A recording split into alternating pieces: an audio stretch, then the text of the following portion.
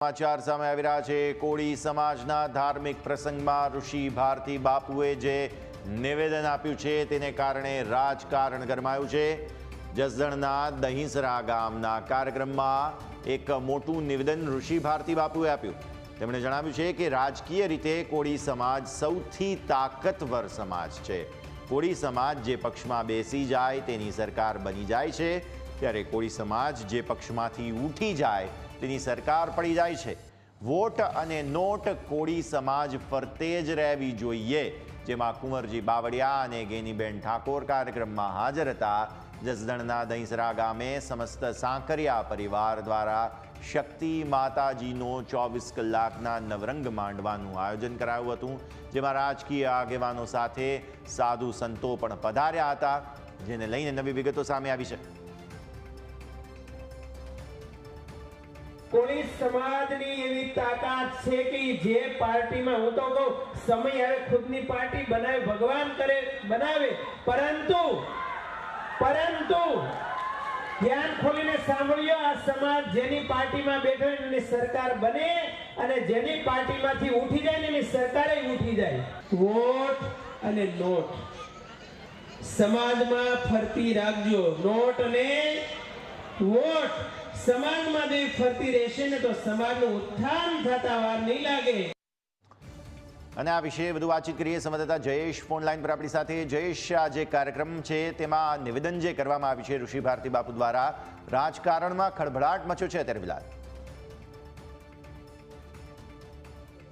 જ્યારે પણ સમાજના સંમેલનો છે તે મંતવ્ય અથવા તો સમાજનો કોઈ મોટો કાર્યક્રમ છે તે થતો હોય છે ને, તેવામાં જ્યારે આ પ્રકારના નિવેદનો થતા હોય છે ત્યારે એના અનેક અર્થો છે તે નીકળતા હોય છે ને આ પ્રકારના જ્યારે મોટા સંમેલનો અથવા તો કાર્યક્રમો થતા હોય છે તેની પાછળ કેટલાક રાજકીય હેતુ હોય તે પણ સજાયેલા રહેતા હોય છે। જ્યારે પણ આ પ્રકારના સંમેલનો થતા હોય છે ને એમાં જે પ્રકારે નિવેદનો આપવામાં આવશે ત્યારે સમાજ પણ એટલા માટે જ આ પ્રકારના કાર્યક્રમો કરતું હોય છે કે જેની જે સરકાર અને સંગઠન છે તેમાં પોતાની જે પકડ છે તે રહે અને ત્યાં તે પ્રકારનું આ ઘટના છે તે સામે આવ્યું છે કે જ્યાં જસદણના દહીંસરા ગામે એક કાર્યક્રમ છે તે યોજાયો હતો ને તેવામાં જે કોળી સમાજના સંત અને મહામંડલેશ્વર છે ઋષિ ભારતી બાપુ તેઓએ જે પ્રકારે સ્ટેટમેન્ટ આપ્યા છે તેનાથી ચર્ચાઓ છે તે વેગ પકડી છે। તેમણે એ વાત કરી છે કે કોળી સમાજને જે પાર્ટીમાં બેસે તેની સરકાર બની જાય અને તેની પાર્ટીમાંથી કોળી સમાજ ઉઠી જાય તેની સરકાર પણ ઉઠી જાય છે। સાથે વોટ અને નોટ કોળી સમાજ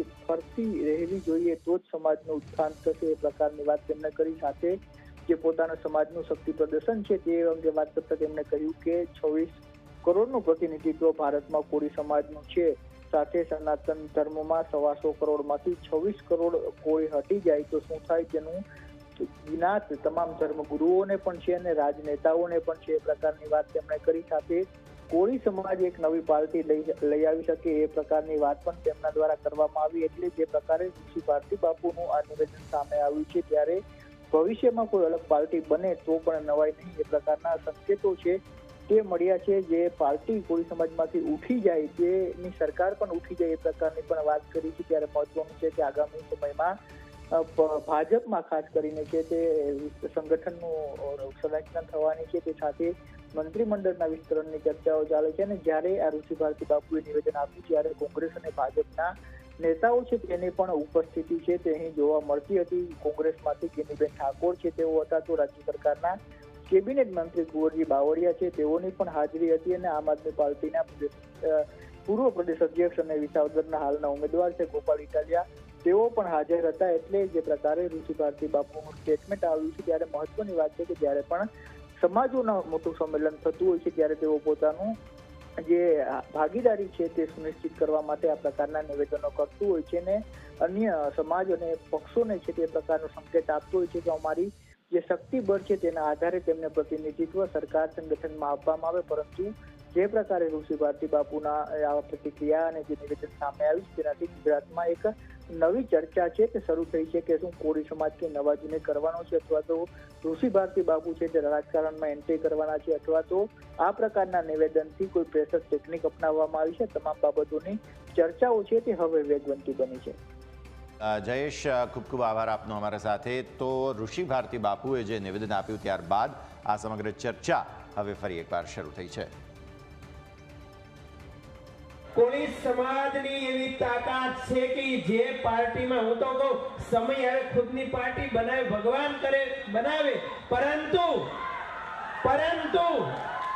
ધ્યાન ખોલીને સાંભળ્યો આ સમાજ જેની પાર્ટીમાં બેઠો હોય એની સરકાર બને અને જેની પાર્ટીમાંથી ઉઠી જાય ને એની સરકારે ઉઠી જાય વોટ અને નોટ સમાજમાં ફરતી રાખજો નોટ અને વોટ સમાજમાં જે ફરતી રહેશે ને તો સમાજનું ઉત્થાન થતા વાર નહીં લાગે। તો જ્યારે આ ખૂબ જ મહત્વપૂર્ણ નિવેદન ઋષિ ભારતી બાપુએ આપ્યું છે તો કોળી સમાજનું મહત્વ રાજકીય રીતે અને ભૌગોલિક રીતે આપણે સમજવું જોઈએ। કયા કયા જિલ્લાઓમાં કોળી સમાજની કેટલી વસ્તી છે તમે જુઓ। પોરબંદરથી શરૂ કરીએ, સૌરાષ્ટ્રમાં પોરબંદરમાં 11% વસ્તી જે છે તે કોળી સમાજની છે। જૂનાગઢમાં 11% વસ્તી જે છે તે કોળી સમાજની છે। આ તરફ તમે અમરેલીમાં આવો, સૌરાષ્ટ્રનો વધુ એક મહત્વનો જિલ્લો જ્યાં 12% જે વસ્તી છે તે કોળી સમાજની છે। આ તરફ ભાવનગરમાં વસ્તી જે છે તે 18% જેટલી ગણવામાં આવે છે। ઉપર તમે પછી ફરી એકવાર આવો સુરેન્દ્રનગરમાં તો 15% વસ્તી જે છે તે કોળી સમાજની ગણવામાં આવે છે। પછી આવો તમે દક્ષિણ ગુજરાતમાં તો ત્યાં ભરૂચમાં 7% વસ્તી જે છે તે કોળી સમાજની છે। નવસારીમાં 10% વસ્તી કોળી સમાજની છે અને વલસાડમાં 8% વસ્તી જે છે તે કોળી સમાજની છે। આનાથી સમજમાં આવે છે કે કોળી સમાજનું વર્ચસ્વ જે છે તે કેટલું મહત્વનું છે।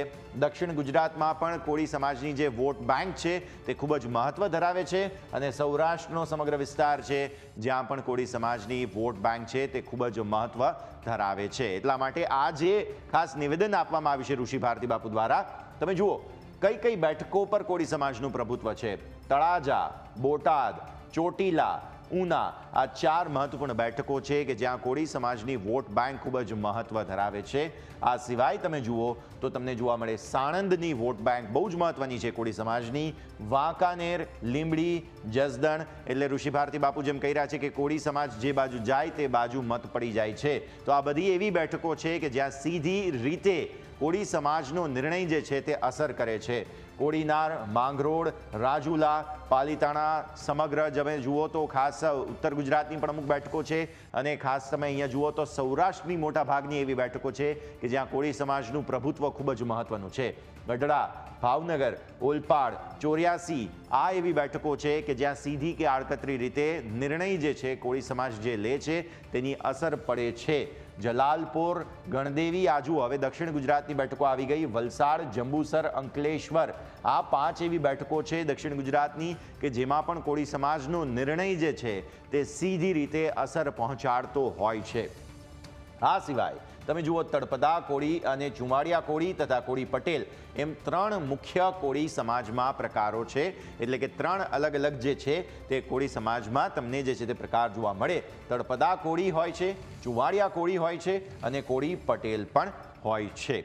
તો આ 3 સમાજના જે અંદર કહી શકાય તે પેટા વિભાગ છે અને તેમની કઈ કઈ બેઠકો છે કે જ્યાં સીધી રીતે અસર પહોંચે છે તે પણ આપણે અત્યાર સુધીમાં નિહાળ્યું છે। એક વિરામનો સમય અને વિરામ બાદ સમાચારોનો પ્રવાહ ફરી એક